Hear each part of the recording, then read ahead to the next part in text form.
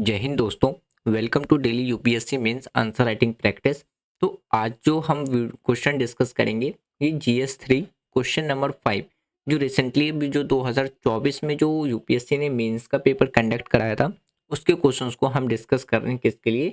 2025 के मेंस के लिए। तो अभी हमारा मेन सीरीज चल रहा है। जैसे ही मेन सीरीज में हमारा अभी जीएस 3 चल रहा है, जीएस 1 जीएस 2 कंप्लीट हो चुका है।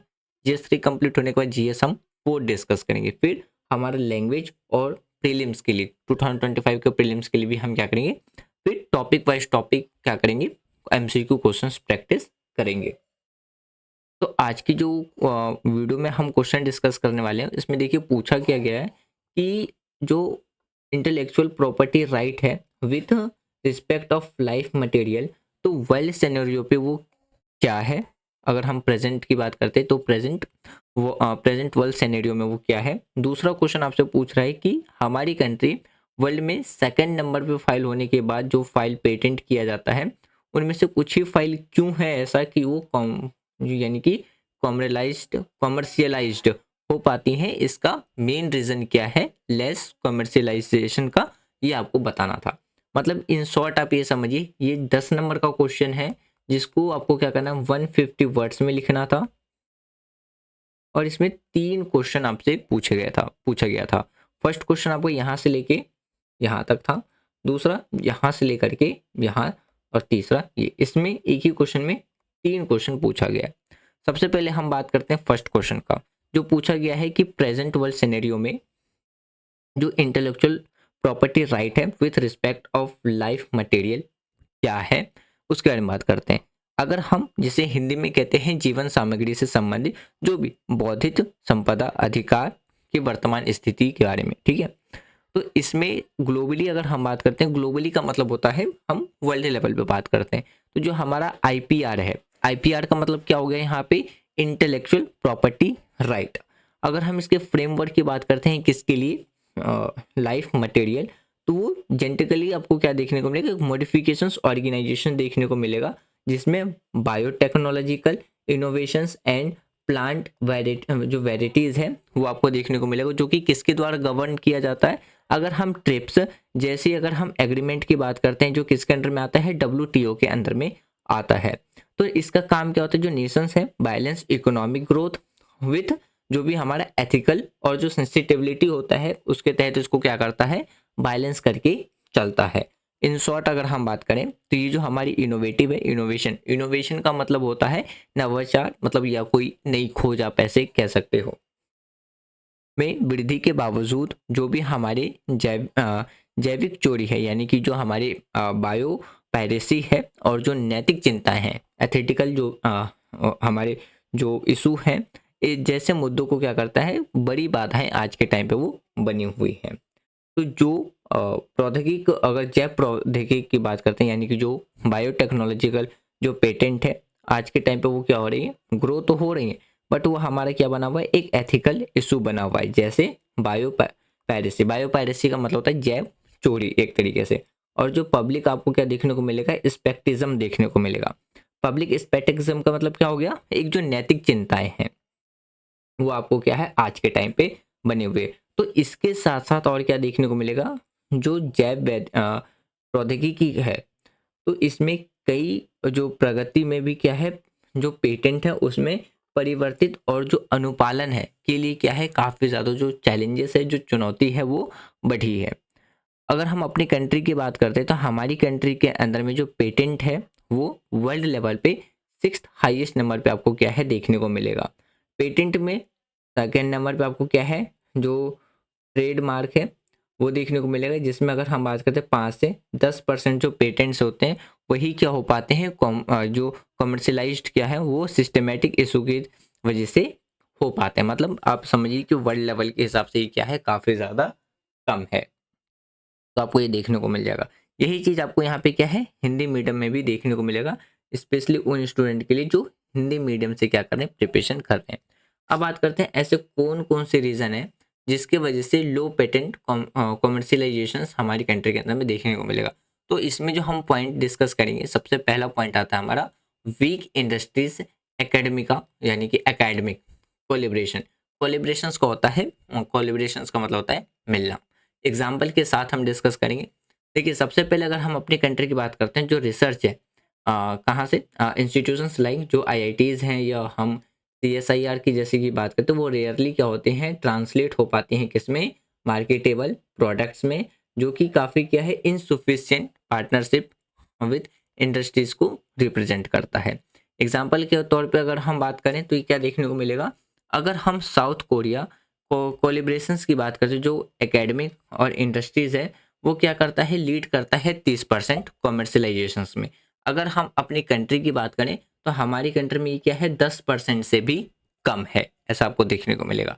तो हमारी कंट्री के अंदर में क्या है कि जो इंडस्ट्री है वो एकेडमिक की कोलिब्रेशंस के मामले में क्या है, वो काफ़ी ज़्यादा वीक है। एक तो पहला पॉइंट मिल गया। दूसरे पॉइंट की बात करते हैं, रेगुलेटरी चैलेंजेस। रेगुलेटरी का मतलब होता है नियम, यानी कि नियम तरीके से जो भी नियम होते हैं उसमें जो समस्याएं आपको देखने को मिलेगा।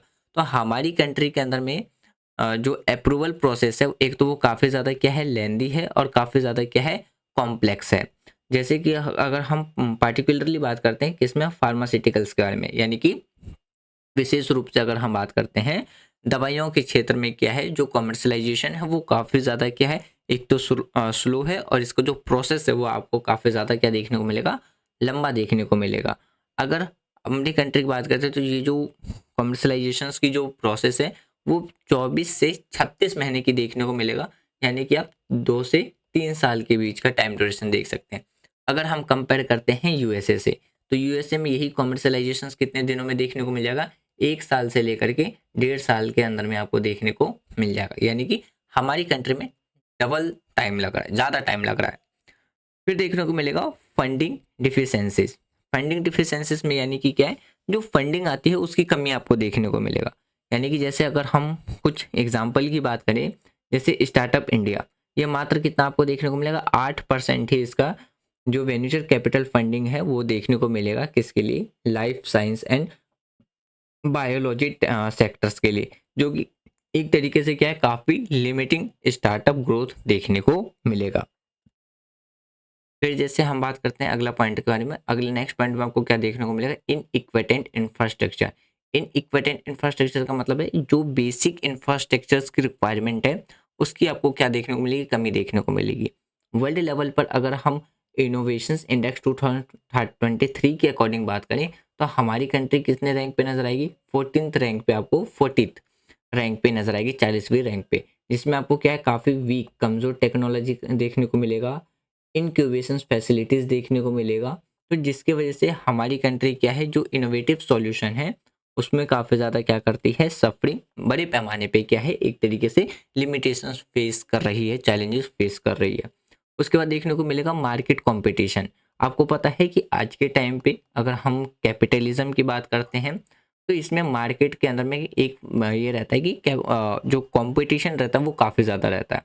अगर हम इंडियन पेटेंट की बात करते हैं तो इसमें आपको क्या है, लैक रिफाइनमेंट देखने को मिलेगा, इसके लिए लार्ज स्केल प्रोडक्शंस के लिए, जो कि अगर फेस कॉम्पिटिशन्स की बात करते हैं, जो कंट्रीज के बीच में जो सुपीरियर आईपी मैनेजमेंट है और जो टेक्नोलॉजिकल एक्सपर्टीज़ है, इसके मुकाबले हमारी कंट्री की जो रिफाइनमेंट है, इंडियन पेटेंट है, वो काफ़ी ज़्यादा क्या कर रही है, कंपटीशन को फेस कर रही है। एक तो ये रीज़न देखने को मिलेगा।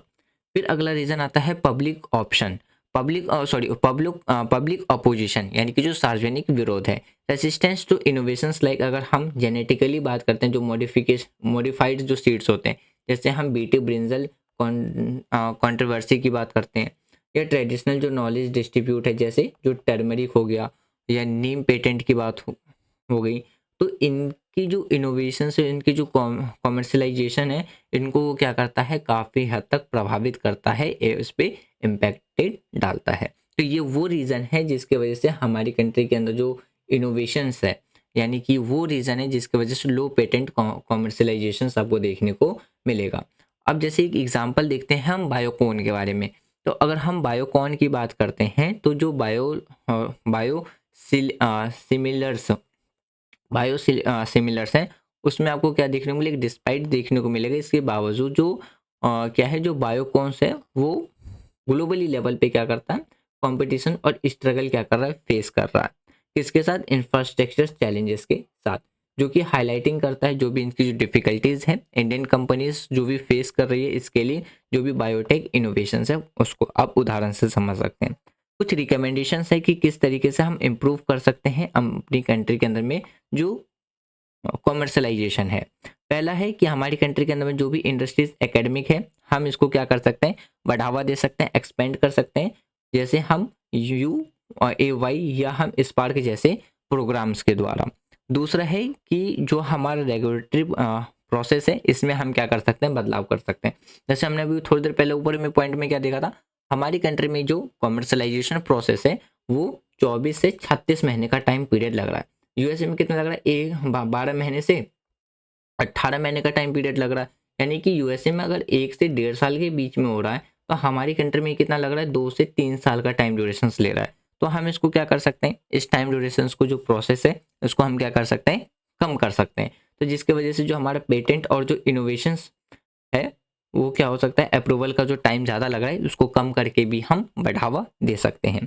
उसके बाद आता है कि जो फंडिंग है और जो इंफ्रास्ट्रक्चर्स है, इसमें भी हम क्या कर सकते हैं, इम्प्रूव करके, यानी कि इस पे हम ज़्यादा कैपिटल और ज़्यादा स्टार्टअप के द्वारा हम क्या कर सकते हैं, इस चैलेंजेस को दूर कर सकते हैं।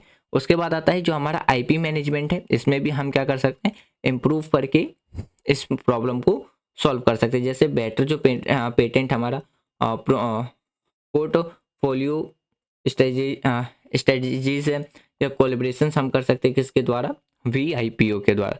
या हम बात करते हैं जो फॉस्टर पब्लिक एक्सेप्टेंस है, जिसमें जो न्यू टेक्नोलॉजीज होते हैं उसके द्वारा हम क्या कर सकते हैं, अलग अलग कैंपेन्स के द्वारा टेक्नोलॉजीज के रिगार्डिंग में अवेयरनेस फैला करके कर सकते हैं। तो हम इन चैलेंजेस के ऊपर काम करके बेटर यूटिलाइजेशन ला सकते हैं, हमारी कंट्री की जो भी इनोवेशंस है पोटेंशियल, और इम्प्रूव कर सकते हैं commercialisation of life material patents के लिए।